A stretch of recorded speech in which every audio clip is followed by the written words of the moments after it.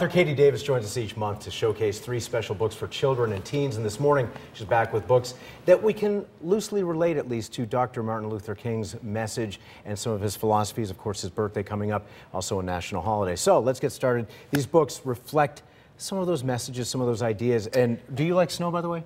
I love snow. Love the snow, okay. I do. Gil wanted to confirm that, okay. So messages of like peace, nonviolence, love. Well, what's the first one? Well, you know, I just want to say first that every year we teach our children about Martin Luther King Jr. and every January, and I think it needs to be obviously a year-long thing all the time. And the fact is that, well, I have a quote that I want to read, one of my favorite quotes. Okay. I look to a day when people will not be judged by the color of their skin, but by the content of their character. Isn't that such a memorable? It's an amazing quote. line. It's memorable. I don't want to mess it up. So yeah, right. But I just want to.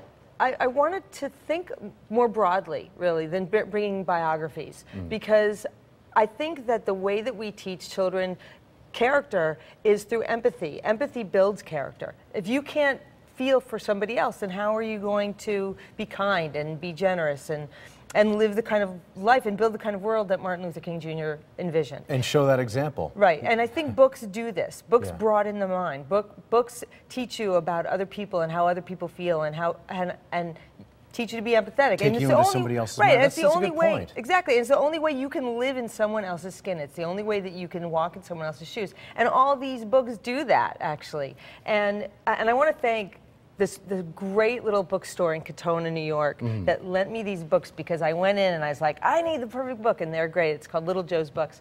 And Elmer the Elephant? Elmer's, it's not a new book, and a lot of people, it's kind of classic, and it's a wonderful book by David McKee about a little elephant who does not look like the other elephants. He's got a different skin, and one day he decides, I'm going to go get some gray colored berries, I'm going to mush them all over my body, and he tries to blend in, and everyone's like, where's Elmer? We miss Elmer. So it's a really nice thing, and then they have Elmer Day every year, and it's a lot of fun about being different and looking different. It's okay to be a wachyderm instead of a pachyderm. Oh, you did not. I did so. What's the second book? We didn't even here? plan that. No, not at all.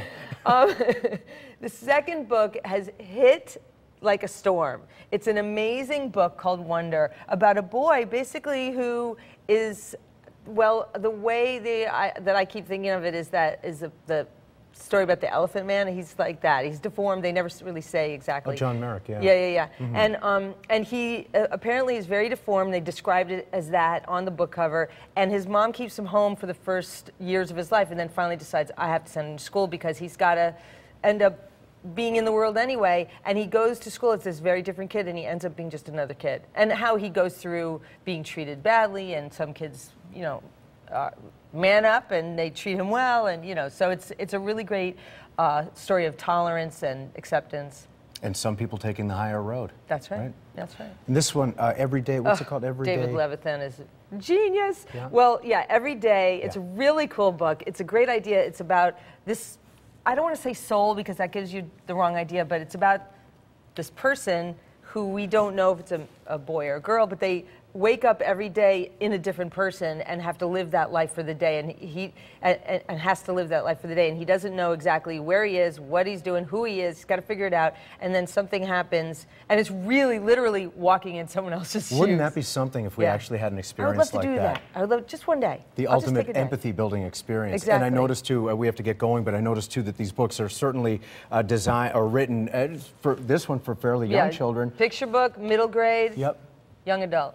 So definitely very accessible to lots of age ranges there. Right. Katie Davis, always appreciated. Always Happy a New pleasure. Year, by the way. Great to see you again. Thank you so much.